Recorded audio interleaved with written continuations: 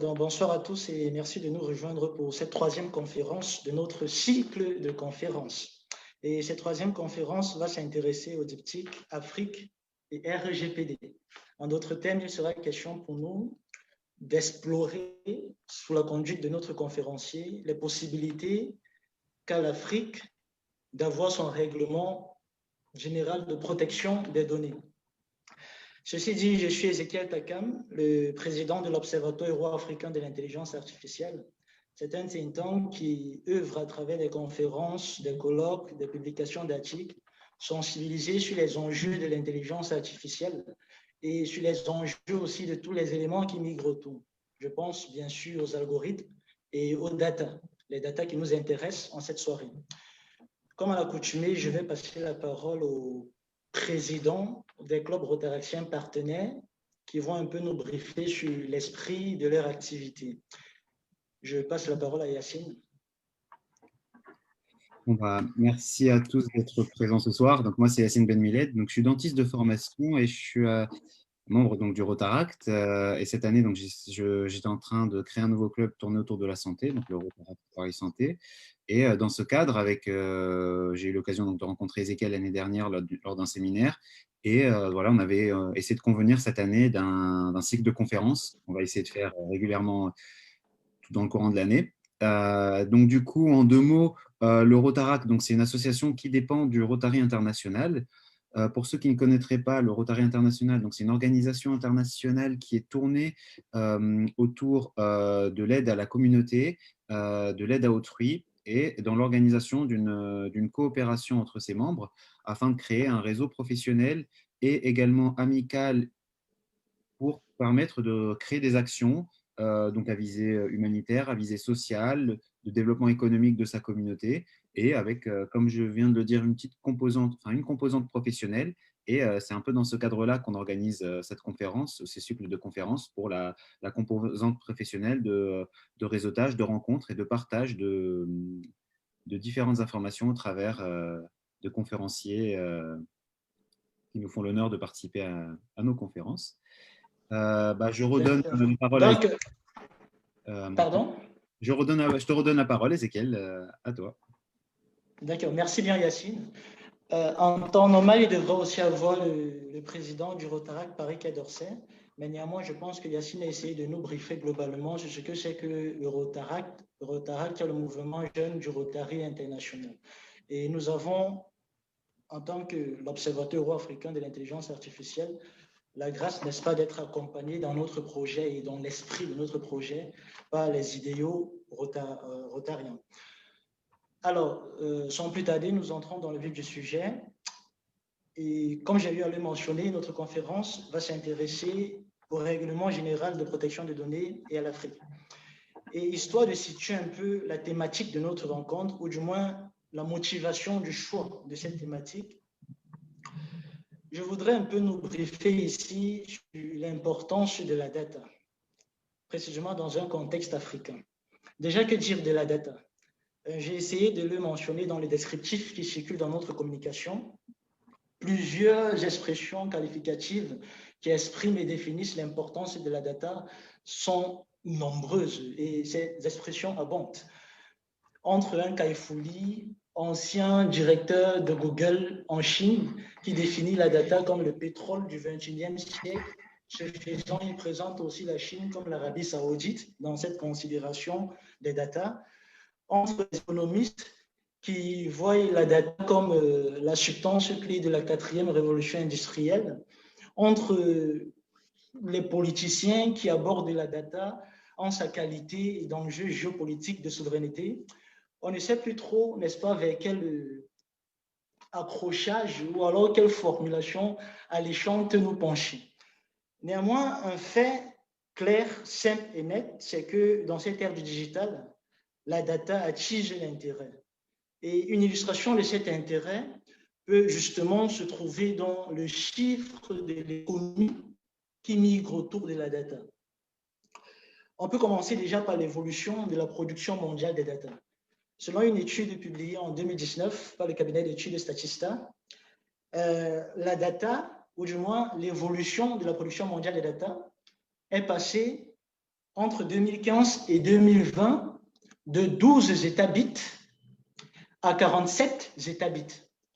Et toujours selon les perspectives de cette même étude, cette évolution pourrait passer entre 2020 à 2030 de 47 États-bits à 2142 États-bits.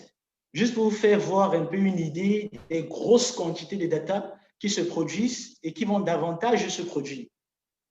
Et concernant les clouds, ce sont les possibles lieux de stockage de ces data. Une autre étude de Synergy Research Group, publiée en 2019, montre que ce marché de la data aurait atteint, juste pour le premier semestre de 2019, un chiffre d'affaires qui s'élèverait à 150 milliards de dollars. Et ce chiffre d'affaires est à même de progresser. Et concernant les principaux acteurs de ce marché des clouds, nous pouvons énumérer Amazon, Google ou encore IBM qui concentrent à eux seuls pratiquement 50% du marché mondial. Voilà donc en fait une illustration de l'enthousiasme qui se construit autour des data. Et parallèlement à cet enthousiasme de marché, de conquête, il y a aussi un nouveau soft power qui émerge. Et ces soft power sont incarnés par les initiatives de régulation. Et ces initiatives de régulation sont principalement représentées par les gouvernements, des États et des unions d'États. Et parmi ces initiatives, celle la plus en vogue est le Règlement général de protection des données adopté par l'Union européenne en 2018. Alors, du coup, on se pose la question de savoir dans ce Conseil international d'initiative de protection des data, quelle est la note jouée par l'Afrique?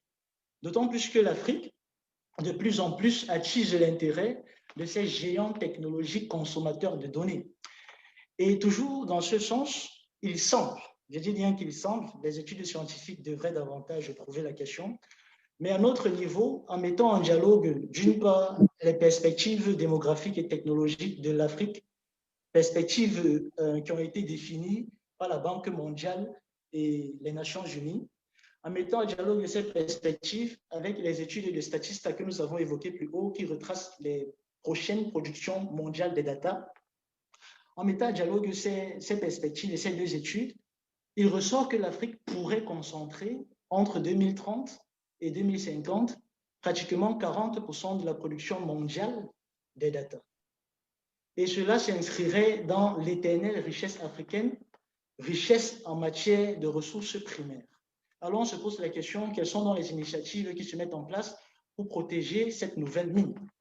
Est-ce qu'en Afrique, il est possible d'avoir un RGPD? Déjà, c'est quoi le RGPD?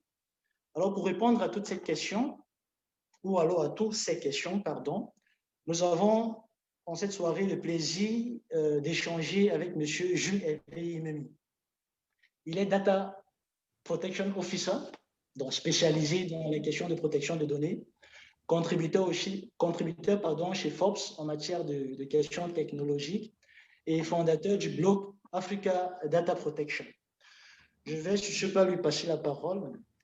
Et pendant sa présentation, n'hésitez surtout pas à poser vos questions dans le chat qui est réservé.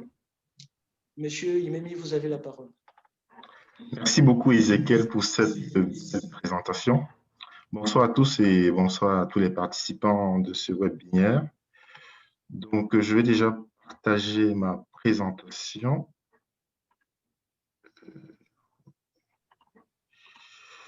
Je ne sais pas si... Un instant, je vais l'enlever.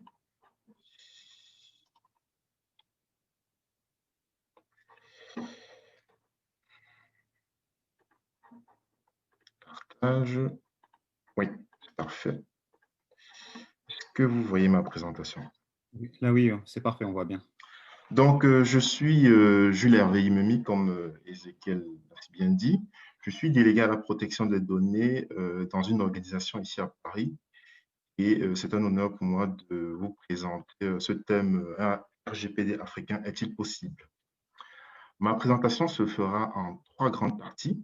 Je vais d'abord vous présenter ce que c'est que le RGPD. Ensuite, on va parler de la loi informatique et liberté, qui est une loi française sur la protection des données. Pourquoi? Parce que le RGPD a été transposé dans les 27 pays membres de l'Union européenne.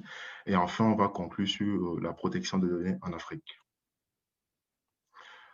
Le RGPD signifie Règlement général sur la protection des données. C'est un règlement qui est entré en vigueur le 24 mai 2016 et est applicable depuis le 25 mai 2018.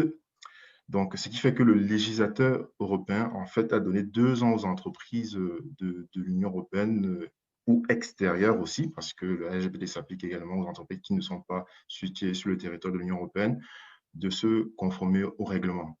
En fait, il s'agit d'un règlement qui encadre bien le traitement des données à caractère personnel relatives à des personnes qui se trouvent dans l'Union européenne, y compris également les résidents étrangers.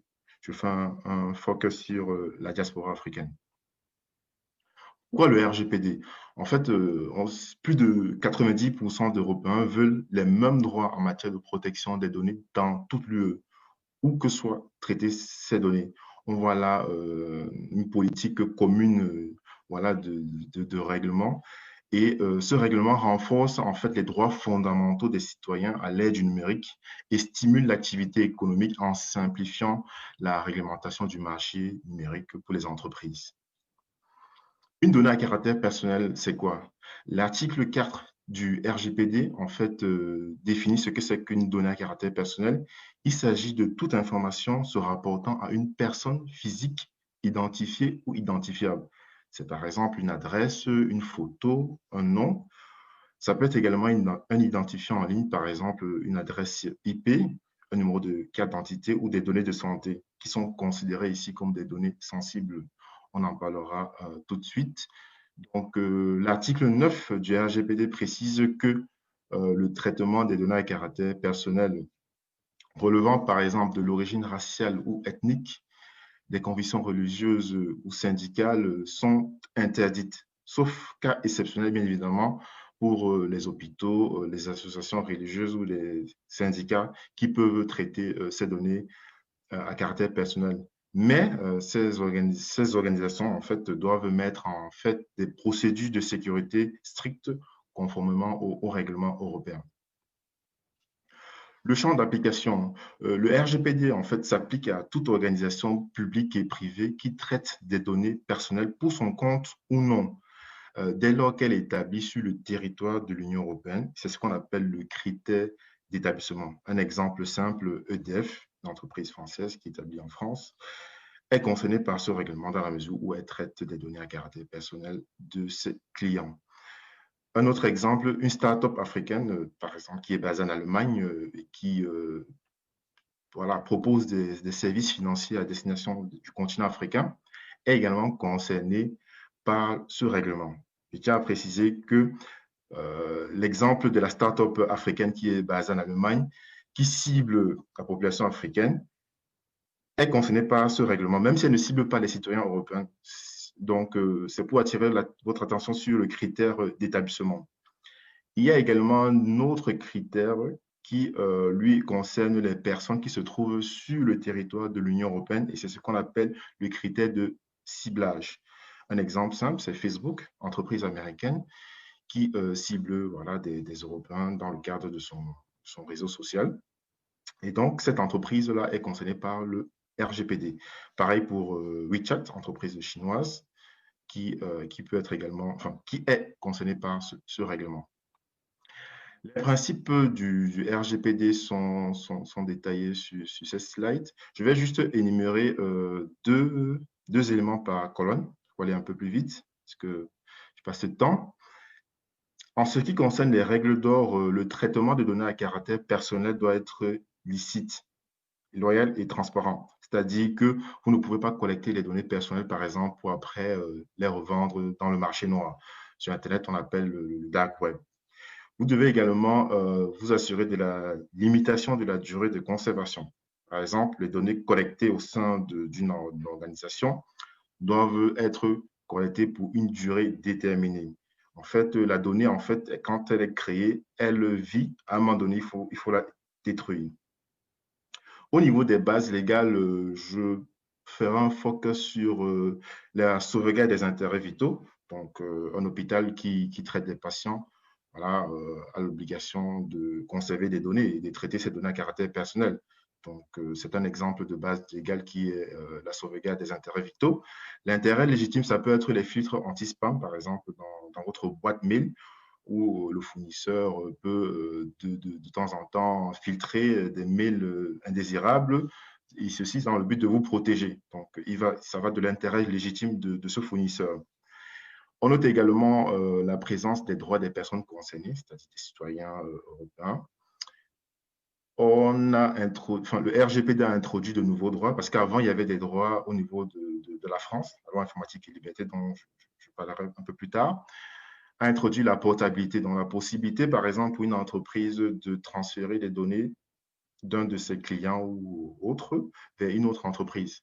Un exemple simple, je suis sur Facebook, je décide de fermer mon réseau social, de fermer mon compte sur le réseau social, et je peux demander à Facebook de transférer mes données vers un autre réseau social, tout simplement. Et c'est un nouveau droit qui est arrivé après le RGPD. Et on note également d'autres droits comme la rectification, c'est-à-dire vous pouvez rectifier vos données, par exemple votre adresse postale si vous déménagez. Vous pouvez également vous opposer au traitement de vos données à caractère personnel, mais attention, vous ne pouvez pas vous opposer au traitement de vos données personnelles par l'administration fiscale, qui est une obligation légale. Pour s'assurer de la cohérence et de l'application cohérente du RGPD, il y a ce qu'on appelle le Comité européen de la protection des données, c'est l'European Data Protection Board, c'est basé à Bruxelles. Et donc, ce comité est chargé de contribuer à l'application cohérente des règles de protection des données au sein de l'Union européenne.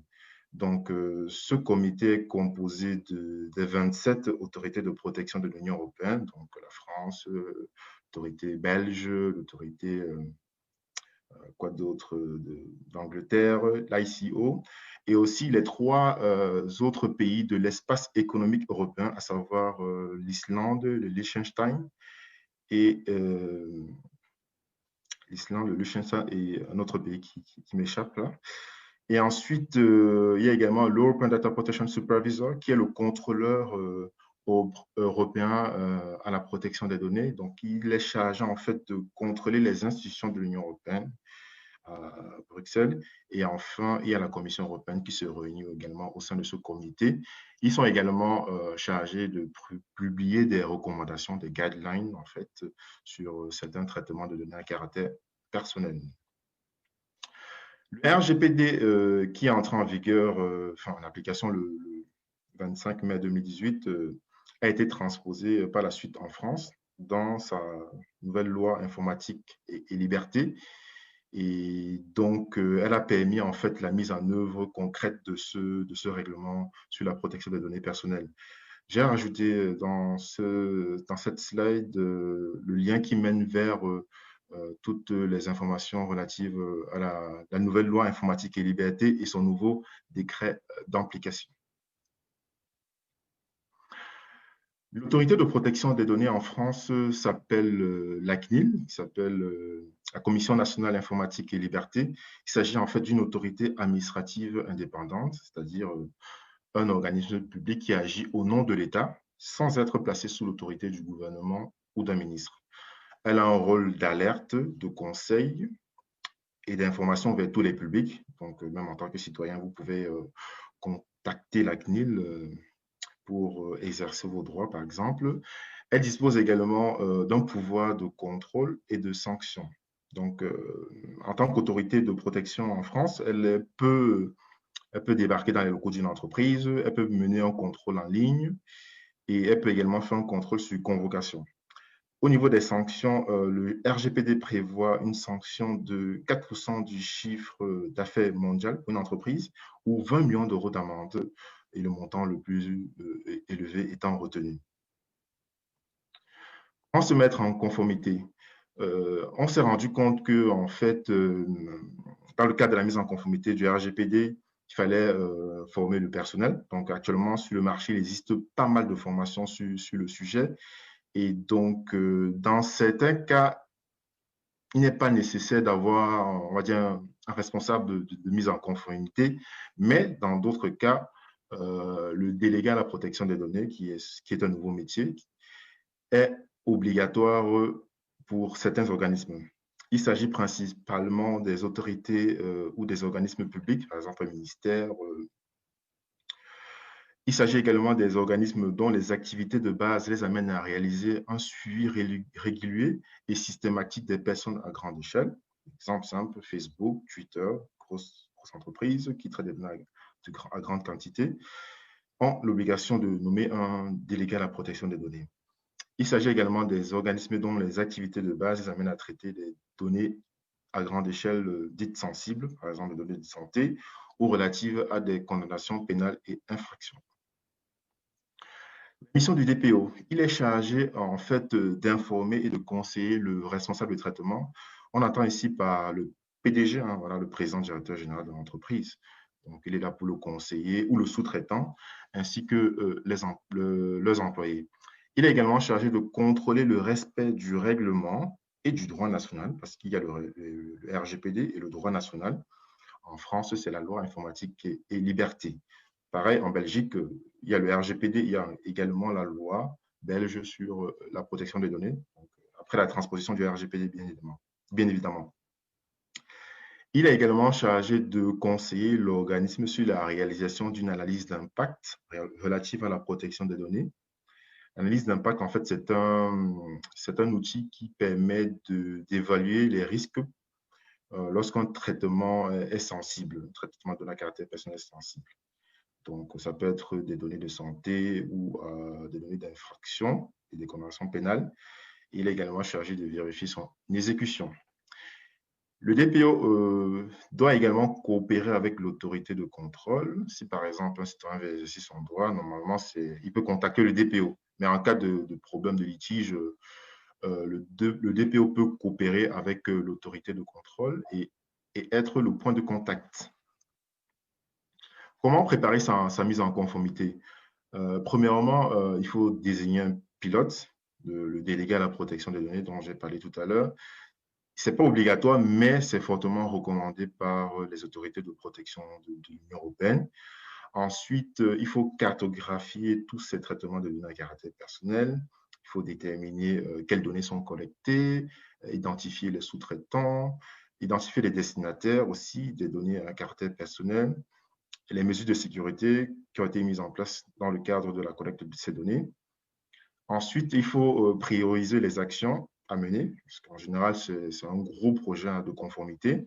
Donc, il faut mettre des priorités. Par exemple, vous pouvez mettre des priorités sur les contrats, vérifier avec les prestataires informatiques de solutions, par exemple SaaS, pour s'assurer que le contrat est conforme au RGPD. Il faut également gérer les risques, mesurer. Ensuite, organiser des processus internes. C'est par exemple des processus en cas de contrôle, des processus en cas de réalisation de privacy by design, dans la conception des logiciels. C'est également des procédures en cas d'exercice des droits des personnes concernées. Voilà. Et enfin, il faut documenter toute cette conformité parce que lorsque la CNIL arrive lorsqu'une autorité de contrôle arrive dans une organisation, elle demande en fait de prouver sa conformité. Et c'est à travers cette documentation que l'on peut prouver cette conformité. La protection des données en Afrique. Il y a quelques semaines, j'ai publié l'état des lieux de la protection des données en Afrique. Et je me suis rendu compte qu'en fait, sur 54 pays africains, 32 pays disposent d'une loi sur la protection des données. Cela ne veut pas dire que ces 32 pays disposent d'une autorité de contrôle, hein, parce que vous pouvez disposer, enfin, un pays peut disposer d'une loi sans toutefois disposer d'une autorité de contrôle, ce qui veut dire que la loi n'est pas appliquée sur le territoire de ce pays. Entre-temps, en 2014, l'Union africaine avait travaillé sur un projet de convention, on va dire, un règlement voilà, sur la protection, une convention à Malabo, en Guinée équatoriale.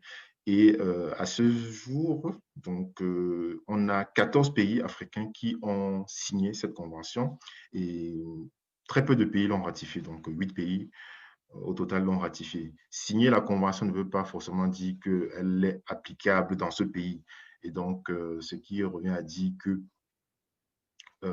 cette convention est applicable dans 8 pays africains sur les 54. Et donc, face à ces défis, et donc en 2011, le Gabon a adopté une loi sur la protection des données. Et ce pays dispose d'une autorité de protection des données dénommée CNPDCP. Et on retrouve quelques éléments de l'ancienne loi informatique et liberté en France, à savoir les personnes concernées, dont les citoyens gabonais peuvent, par exemple, exercer le droit d'accès, d'opposition, de rectification et de suppression sur leurs données. Par rapport au RGPD, il y a des droits qui ne figurent pas dans cette loi, voilà, vu l'évolution du numérique. Et donc, ce pays également dispose des obligations à travers des obligations de transparence, de confidentialité, de sécurité, de conservation et de pérennité. Donc, ce sont les obligations que le responsable de traitement, voilà, doit mettre en œuvre. Je tiens également à rappeler que les pays africains, en fait, fonctionnent sur un régime de déclaration. Donc, avant de mettre en œuvre un traitement de données à caractère personnel, dans la plupart des pays francophones africains, il faut demander l'autorisation auprès de l'autorité de contrôle. Or, au niveau du RGPD, il n'est plus nécessaire, sauf cas exceptionnel, donc données de santé, il n'est plus nécessaire de demander une autorisation. Vous pouvez mettre en œuvre un traitement de données à caractère personnel, mais vous devez vous assurer de la sécurité de ces données parce qu'à tout moment, vous pouvez être contrôlé par l'autorité de contrôle. Et en 2018, au Gabon, une sanction pécuniaire avait été prononcée à l'encontre d'une société gabonaise. Je n'ai pas pu avoir les détails sur la faute commise. Mais c'est pour vous dire que voilà, ça commence à bouger sur le continent. Ensuite, j'ai étudié le cas du Sénégal, qui dispose également d'une autorité de contrôle dénommée Commission de protection des données personnelles, CDP. Et on retrouve également les mêmes droits qu'au Gabon, droit d'accès, droit d'opposition, droit de rectification et de suppression. Les obligations du responsable de traitement, du président, du directeur général, sont les mêmes. Hein. Voilà, confidentialité, sécurité, conservation. Pareil, régime de déclaration. Et contrairement au Gabon, j'ai vu plusieurs mises en demeure. Voilà. L'autorité de contrôle sénégalaise a mis en demeure une société en 2017 pour envoi de SMS publicitaires non sollicités. J'ai également noté la mise en demeure d'une autre société pour un manquement à l'obligation de conserver les données pour une durée définie. Alors, la fameuse question, est-ce qu'un RGPD africain est possible?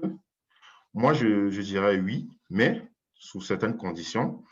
Donc, j'ai essayé de travailler sur le sujet et premier point, pour moi, c'est une volonté politique des chefs d'État africains. Sans cette volonté politique, on ne peut pas mettre en place un règlement sur la protection des données sur le continent africain.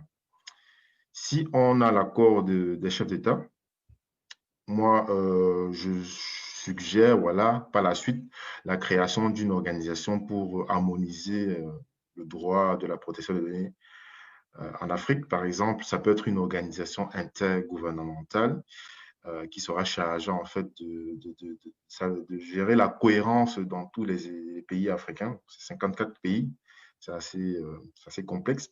Voilà.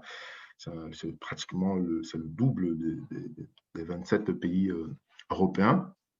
Donc, il y a un gros travail d'harmonisation qui doit se faire.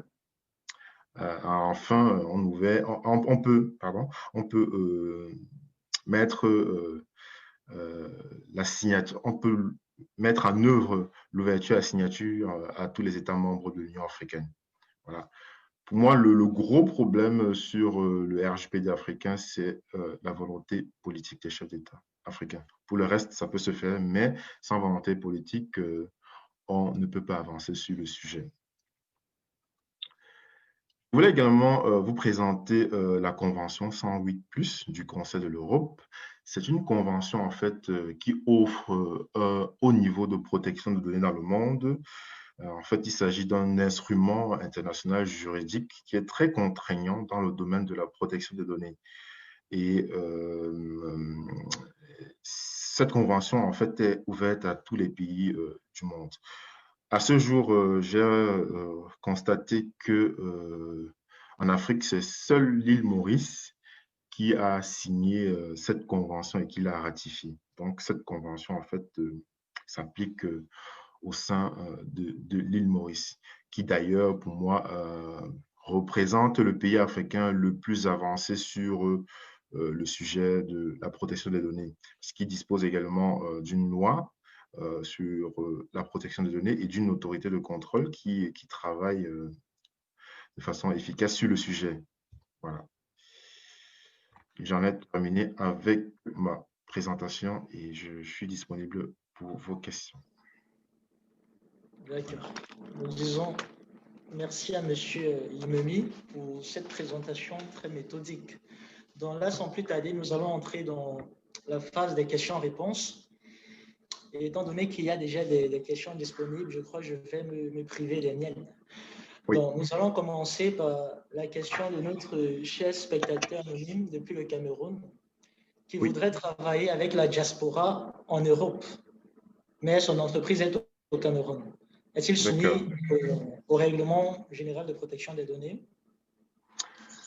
C'est une très bonne question. Étant donné que la diaspora, j'ai précisé dans mon introduction que la diaspora se trouve sur le territoire de l'Union européenne et ils ont forcément une carte de résident, donc ils ont une résidence au sein de l'Union européenne.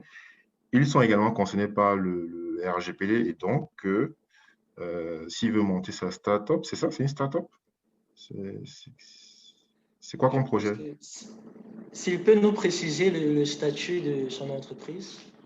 Voilà, de toutes les façons, si il cible des personnes qui se trouvent sur le territoire de l'Union européenne, y compris la diaspora, comme j'ai précisé tout à l'heure, il est concerné par le règlement européen sur la protection des données. C'est le critère de ciblage, en fait. Voilà. Et quel est l'intérêt des chefs d'État de mettre en place une loi de protection des données? Pour moi, ça a un intérêt dans la mesure où on va vers un monde numérique. Et donc, il y a beaucoup de sociétés actuellement qui brassent la data, on va dire la donnée. Et donc, ils utilisent souvent ces données à caractère personnel pour, comment dire ça, à des fins illicites, on va dire. Voilà. Et donc, il y a un intérêt pour nos chefs d'État africains de mettre en place un règlement sur la protection des données. Rien que pour garantir les droits des personnes, des citoyens. Parce que l'Europe, du côté de l'Europe, la donnée personnelle est considérée comme un droit fondamental. Donc, voilà. Cela permet également de lutter contre les violations des données à caractère personnel, par exemple les fuites de données et autres. En mettant un règlement en place, cela favorise, par exemple, le développement de l'économie numérique et la sécurité des données. D'accord, merci. Donc, le monsieur qui a posé la question depuis le Cameroun, en réalité, son entreprise est une start-up, je pense. D'accord, oui, effectivement, il est concerné par le RGPD. Il est considéré par le RGPD. Dans la question de monsieur Jean-Paul Mélaga, c'est pas un peu utopique de vouloir un RGPD en Afrique tout de suite? Il me semble le plus pertinent, ce n'est que mon avis, de commencer par des blocs régionaux, puis atteindre une harmonisation en Afrique. C'est une très bonne approche aussi. Hein. Pour moi, je suis d'accord avec lui. Par exemple, au sein de la CEMAC, en Afrique centrale, on peut penser à un règlement autour de la CEMAC sur la protection des données. En Afrique de l'Ouest, je pense que c'est la CEDEAO. Ils peuvent également penser à un règlement sur la protection des données et à la fin, on crée une harmonisation. C'est une autre approche qui, pour moi, me convient. Tout à fait. Donc, et la question de M. Shafik Mohamed. Bonsoir, vous avez dit vous-même que beaucoup de pays ont une loi sur la protection des données, mais sans autorité de contrôle. Voilà. Donc, comment ça serait possible d'avoir un RGPD africain sans autorité de contrôle dans ces pays? Bon, comme j'ai précisé tout à l'heure, il faut déjà une volonté politique. Donc, c'est la première étape. Et ensuite, il faudrait penser à moderniser déjà la loi. Parce que les lois ne sont pas, on va dire, modernes à l'ère du numérique. On a parlé tout à l'heure du droit à la portabilité, c'est-à-dire transférer ces données vers un autre prestataire, Tout à fait. voilà, sans toutefois la toucher, enfin, sans toutefois récupérer ces données. Et ensuite, ça fait partie du projet, cette volonté au sein du gouvernement africain, c'est-à-dire volonté du chef d'État africain, modernisation de la loi sur la protection des données et ensuite création de l'autorité de contrôle avant de commencer à réfléchir sur une harmonisation. Tout à fait. D'accord, merci. Et quelle est la place de la donnée personnelle en Afrique? Ce n'est pas un droit fondamental comme en Europe? Pour l'instant, non. Dans certains pays avancés, tout à l'heure j'ai parlé de l'île Maurice, ils sont très avancés sur le sujet, hein. C'est considéré comme un droit fondamental. Dans certaines constitutions des pays africains, même au Sénégal, ils sont assez avancés sur le sujet. Tout à l'heure, j'ai parlé de quelques mises en demeure des sociétés qui traitent des données à caractère personnel, mais il y a encore un travail de sensibilisation à faire sur le continent. Surtout la sensibilisation, parce que beaucoup ne savent pas ce que c'est qu'une donnée à caractère personnel, par exemple. D'accord. Et l'intervention de Madame Élodie Minier, Oui. elle n'a pas trouvé la publication sur l'état des lieux de la protection des données en Afrique avant la conférence. Peut-elle avoir plus d'informations là-dessus? En fait, j'ai publié sur ma plateforme africadataprotection.com l'état des lieux. Donc après, je pourrais partager ce fichier, sans souci. Et ce serait justement intéressant dans le retour de l'événement de faire parvenir ces différents liens. Oui. Et puis, Est-ce que vous voyez ma présentation? Oui, là, c'est bon, elle est revenue. Ouais. donc voilà. c'est génial, parfait. Donc, parfait. Et du coup, peut-être, là, il y a des questions qui arrivent. Oui. Et en attendant que je prenne une atmosphère de lecture, je voudrais juste relancer une petite question. Oui. Très souvent, dans la question des protections de données, il intervient toujours ce que j'ai mentionné dans mes propos introductifs, la notion du cloud. Oui. Est-ce qu'en Afrique, il est possible de penser à un cloud? Nous avons les moyens de se permettre un cloud pour protéger nos données, pour entacher nos données. Je ne sais pas trop quelle serait, je sais pas, la formulation idéale. Oui. À mon avis, on a les moyens, donc tout va de la volonté politique, hein. Il suffit on a déjà les personnes compétentes, hein, donc, il y a de très bons informaticiens dans les pays africains. Et donc, il suffit d'investir sur des data centers, par exemple, et après mettre en place des protocoles de sécurité et tout ce qui va avec. Pour moi, il y a moyen. C'est tout simplement une volonté politique qu'il faudrait mettre en place pour Et déjà, il y a des avoir data centers existants, c'est bien ça? Oui, exactement. Mais la plupart du temps, c'est des entreprises étrangères. Donc, Étrangères. ouais, c'est Microsoft, c'est Amazon, sont la Tout à plupart fait. du temps en Afrique du Sud. Tout à fait. Mais voilà, s'il y a une volonté politique, on peut très bien mettre en place les data centers. Ça se fait déjà hein, dans certains pays. J'ai vu qu'il y a des ministères qui investissent maintenant dans la création des data centers. Maintenant, il faut mettre la technique aussi au service du fonctionnement de ces data centers et l'énergie qu'il faut. Parfait, merci. Et la question de M. Kemal Ayeboua, est-ce que le marché de la data est assez mature à ce jour? Les entreprises du continent s'en servent-elles dans leur stratégie de développement? Oui, pour moi, c'est un marché assez intéressant. Donc, voilà, dans ton introduction, tu as bien précisé que la population africaine, elle est croissante. Et le nombre de personnes connectées sur le continent africain continue de croître. Moi, c'est un marché très intéressant Et il faut aussi penser aux données du personnel, tout simplement, hein. Il n'y a pas que les données des données utilisées dans le cadre des réseaux sociaux ou autres. Il y a également des données liées, aux entreprises, quoi. Des données qui sont collectées, par exemple, à l'embauche, au recrutement. C'est la data qui Tout à peut fait. être détournée et exploitée à d'autres fins. D'accord, merci. Alors, existe-t-il un réseau des organisations de la société civile de la défense des droits et libertés fondamentaux dans les pays africains? Je Quelle pense qu'il place? existe, je pense qu'il existe un réseau, mais je n'ai pas le nom sur ma main. Ces éléments, je peux noter et puis je vais partager sur ma présentation. Tout à fait. Je pense qu'il existe. J'ai aperçu.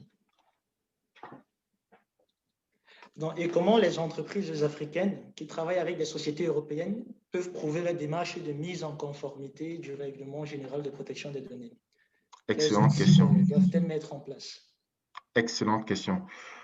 Si je suis une entreprise basée sur le continent africain et que je veux opérer sur le territoire de l'Union européenne, il y a ce qu'on appelle, comment on dit ça? Euh, bon, en gros, ce qu'il faut savoir, c'est que aucun pays africain n'est adéquat, hein, pour le transfert des données entre l'Union européenne et l'Afrique. Aucun pays n'est adéquat. Actuellement, le Japon, c'est un exemple de pays qui a reçu son adéquation de la Commission européenne. Et donc, les transferts entre le Japon et l'Union européenne se font facilement. Par rapport à l'Afrique, aucun pays n'est adéquat. Et donc, il existe actuellement des outils pour pouvoir faire des transferts vers l'Union européenne.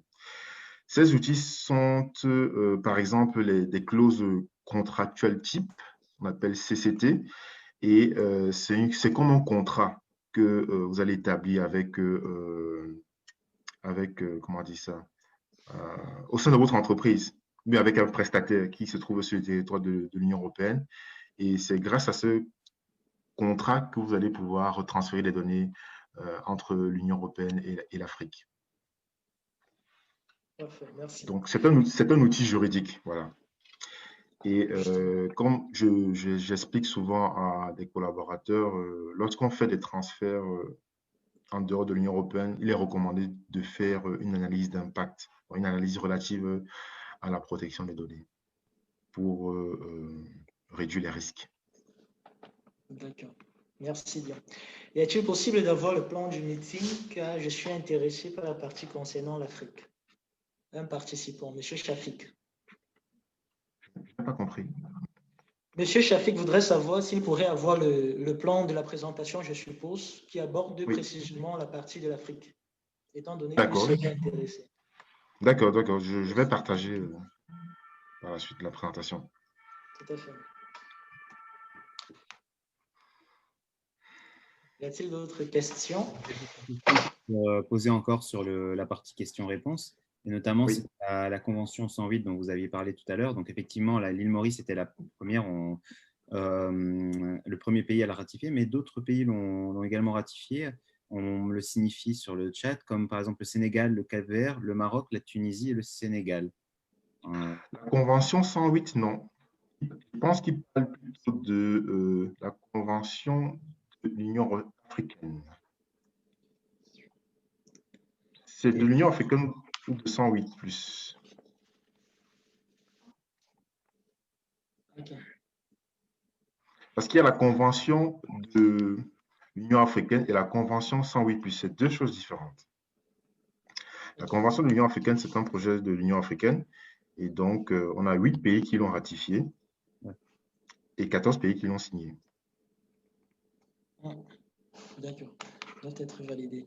Donc, les CCT, pardon, oui, les CCT. Je vous ai interrompu. Je vous ai interrompu. Vas-y. D'accord. Donc, les CCT doivent être validés par une autorité de contrôle. Si oui, comment faire si le pays n'a pas d'autorité de contrôle? Vous pouvez faire valider le CCT ou bien demander conseil. Hein. C'est surtout ça, demander conseil au sein du pays où vous voulez transférer les données. Par exemple, en France, vous pouvez demander conseil auprès de la CNIL si vous voulez mettre en œuvre ce traitement de données à caractère personnel. C'est vrai que si votre pays n'a pas d'autorité de contrôle, ça va être un peu plus compliqué. mais il est recommandé de demander conseil auprès de l'autorité de contrôle du pays destinataire de ces données. Et je ne sais pas si vous avez abordé la question, mais comment se mettent en place ces autorités de contrôle? Les autorités de contrôle, en fait, existaient avant le RGPD. En France, il y avait la CNIL. Et la loi informatique et liberté, elle existe depuis 1978. Donc, ça pouvait dire la vision qu'avait cette autorité de contrôle. Donc, le RGPD est juste, on va dire, a été juste transposé à travers cette loi. Donc, avant le RGPD, par exemple, il y avait des droits que les citoyens français pouvaient exercer et qui continuent d'exercer actuellement. Ça marche. Est-ce que embaucher un Data Protection Officer est utile en ce moment dans les pays africains qui ont un règlement où il faut attendre un règlement général commun au continent? Non, moi je pense que je vais présenter là quelques sanctions. Donc, moi je pense que en Afrique, en général, on ne parle pas de Data Protection Officer, on parle plutôt de correspondant informatique. Voilà, en général, c'est le mot correspondant qui revient le plus souvent quand j'ai étudié les lois des pays africains. Oui.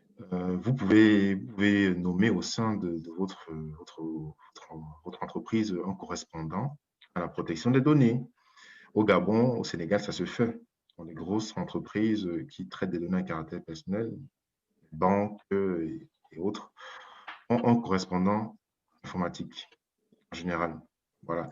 Et pour moi, dans la stratégie de l'entreprise, pour moi, c'est bénéfique parce que en 10 ans, voilà, l'économie numérique continue d'évoluer et c'est un atout pour une entreprise d'avoir un correspondant informatique ou un délégué à la protection des données. Et est-ce que ça pourrait créer des emplois? Création d'emplois.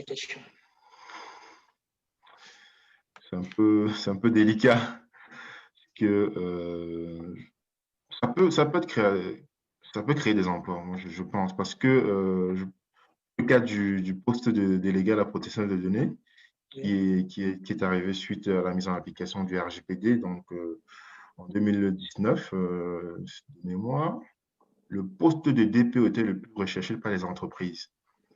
Donc voilà, c'est parce que derrière, il y a des sanctions qui peuvent arriver. Hein. Donc, je n'ai pas parlé des sanctions européennes par rapport au RGPD, mais il y a beaucoup de sanctions qui arrivent auprès des autorités de contrôle. Et donc, c'est ce qui a poussé les entreprises à désigner un DPO au sein de leurs organisations. Et donc, si on va dans cette démarche où on forme, on sensibilise la population, on modernise la loi, on crée des autorités de contrôle, pour moi, c'est un poste qui pourra avoir de l'avenir. Parfait. Et cette absence de réglementation en Afrique a-t-elle des conséquences concrètes aujourd'hui? Si oui, lesquelles? Oui, il y a des conséquences, c'est que les données à caractère personnel des citoyens africains peuvent être détournées. Moi, je pense simplement à l'affaire Facebook et Cambridge Analytica, les données qui ont été collectées voilà, à des fins voilà, illicites, on va dire. Ça a été collecté de façon illégale. Et donc, je sais pas, je pense que la population africaine a pu voir les conséquences de cette collecte de données.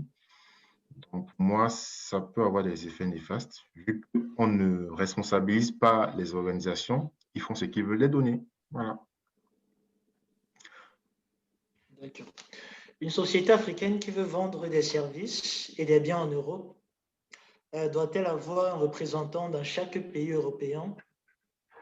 Bonne question. Bonne question.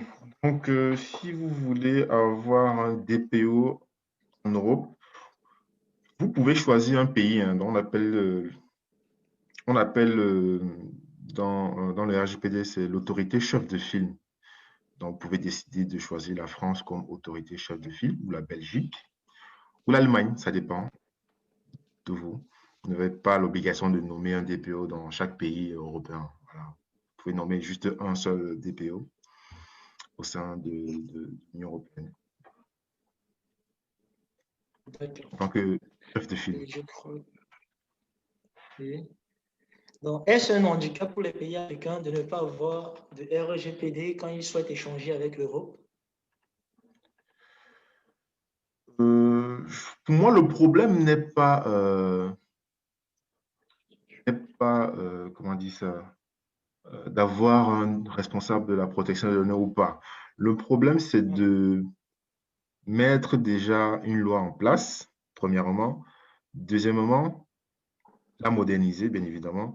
Et ensuite, mettre en place une autorité de contrôle. Pour moi, c'est déjà la base.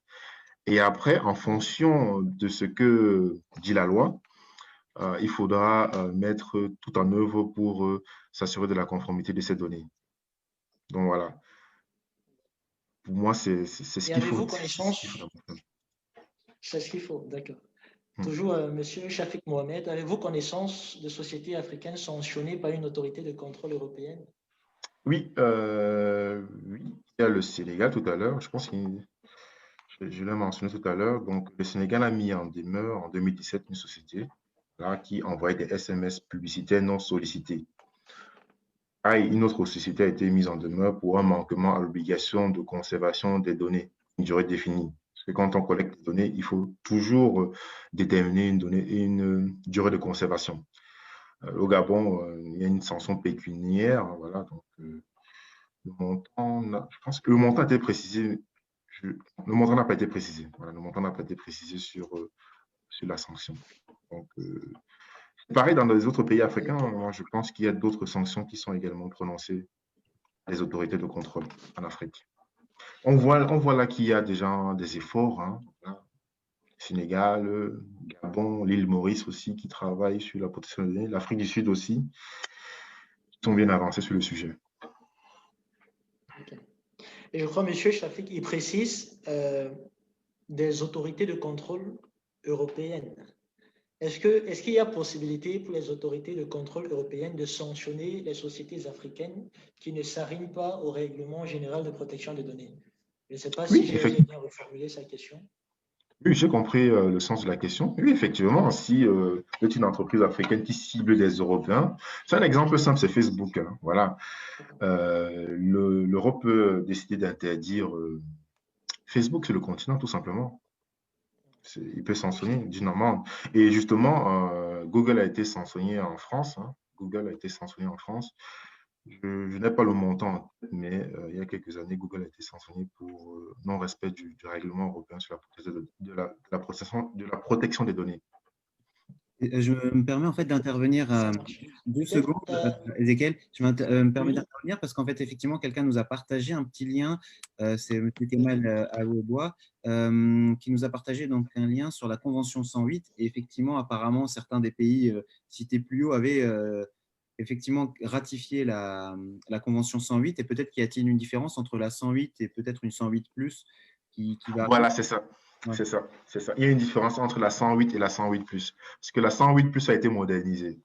D'accord. Merci beaucoup pour. Merci beaucoup pour cette contribution. Parce que la convention 108 plus existait depuis, et récemment, je pense en 2019, elle a été modernisée en 108 plus par rapport aux enjeux du numérique. Effectivement, des pays comme la Tunisie ou le Maroc l'avaient ratifié la et, Super. Merci. Et peut-être, je ne sais pas trop. Yacine, tu voulais intervenir? C'était pour finir de préciser qu'on nous avait partagé ce lien. Et là, je pense qu'on a répondu à pas mal de questions. On avait dit. Et peut-être avant, je voudrais chuter avec la petite question fâcheuse.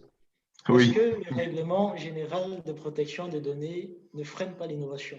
Et deuxièmement, en parlant de RGPD africain, est-ce que nous ne sommes pas là en train de se laisser derrière le soft power européen? Voilà mes 2 petites questions. 2 petites questions, merci.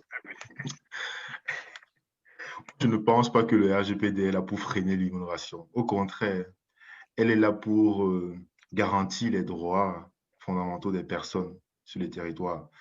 Ce règlement, en fait, implique également de la cybersécurité.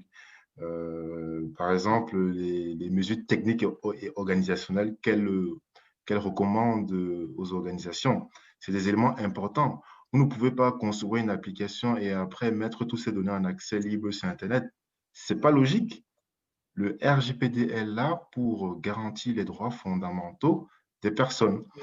Et pour moi, ce n'est pas là pour freiner l'innovation. Au contraire, c'est pour garantir les droits des personnes. Je ne sais pas si tu vois un peu. Je vais en venir. C'est vrai que oui, ça demande un investissement humain et logistique aussi au sein des organisations, mais voilà, c'est pour la bonne cause. On va dire ça comme ça. Ta deuxième question, tu peux un peu la reformuler, s'il te plaît? La deuxième question, est-ce que le RGPD n'est pas un soft power de l'Europe? Est-ce que son importation en Afrique n'est pas une démarche stratégique pour avoir aussi une main mise sur le marché africain en matière de technologie? Non, ce n'est pas un soft power. Moi, je pense que beaucoup de pays se sont inspirés du RGPD, hein. Donc, le Japon, ils sont également inspirés du RGPD. Le Brésil aussi, ils ont une loi sur la protection des données qui ressemble fort au RGPD. C'est un standard international qui offre un haut niveau de protection des données dans le monde, en fait. Je pense que la Californie a également travaillé sur un règlement sur la protection des données qui ressemble un peu au RGPD. Voilà. C'est juste ça, quoi. C'est juste que ça offre un haut niveau de protection des données dans le monde. D'accord. Merci bien, merci. Donc là, je crois qu'il est déjà 21 heures et nous tendons vers la fin de notre rencontre. Et vous savez, ces formats réduits d'une heure, c'est surtout, vous l'aurez constaté, de ne pas brosser toute la thématique, mais d'instaurer en chacun de nous ces questionnements, ces désirs de poursuivre la réflexion, de poursuivre, n'est-ce pas, les idéations et de partager nos idées avec le conférencier. Donc, je crois, dans le retour de l'événement, nous allons aussi vous faire parvenir son contact, son blog, son mail, son lien LinkedIn, et vous pourrez échanger avec lui. Je pense notamment à M. Mahdi, qui a une doléance, je crois, le doctorant. Et il aimerait bien échanger avec des personnes intéressées sur les questions de protection des data. Monsieur Jules serait heureux d'échanger avec vous. Là, Il peut me retrouver sur les réseaux sociaux.